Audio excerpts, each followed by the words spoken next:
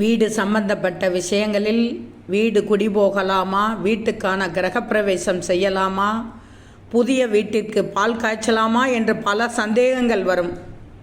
வைகாசி மாதம் வீடு குடிபோகலாமா, வீடு சம்பந்தப்பட்ட என்னென்ன விஷயங்களை செய்யலாம் செய்யக்கூடாது என்பதை தெரிந்து கொள்ளுங்கள். வைகாசி மாதத்தின் முதல் சில நாட்கள் கத்திரி வெயில் இருப்பதால் வீடு குடிபோவது, வீடு சம்பந்தப்பட்ட விஷயங்களுக்கான எந்த முயற்சியும் தவிர்ப்பது நல்லது.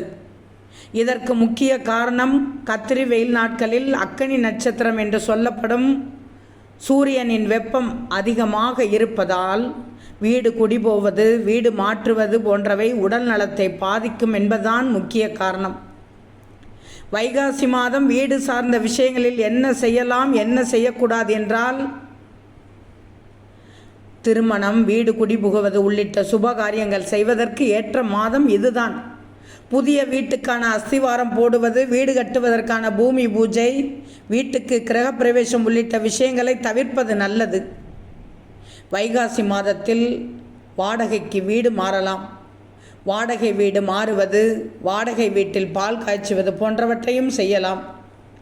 ஏற்கனவே கிரகப்பிரவேசம் செய்த புதிய வீடு அல்லது பால் காய்ச்சிய புதிய வீட்டிற்கு வைகாசி மாதத்தில் குடிபோகலாம். வைகாசி மாதத்தில் பூமி பூஜையும் அல்லது கிரகப்பிரவேசமும் செய்தால் வீடு சம்பந்தப்பட்ட விஷயங்களில் ஏதேனும் தடை அல்லது வீடு குடிபோகுவதில் தாமதமாகும். ஜோதிட ரீதியாக வைகாசி மாதம் என்பது சுக்கிரனின் ராசியான ரிஷப ராசியில் சூரியன் சஞ்சரிக்கும் காலம்.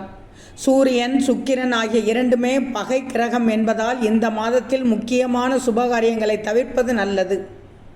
வைகாசி மாதத்தில் வீடு கட்ட துவங்கினால் பணப்பிரச்சனைகள் உண்டாகும்.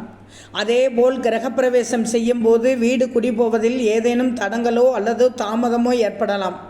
இது ஒரு விதமான சங்கடத்தை உண்டாக்கும் என்பதால் வைகாசி மாதத்தில் இதை தவிர்க்கலாம் என்று முன்னோர்கள் கூறியுள்ளார்கள்.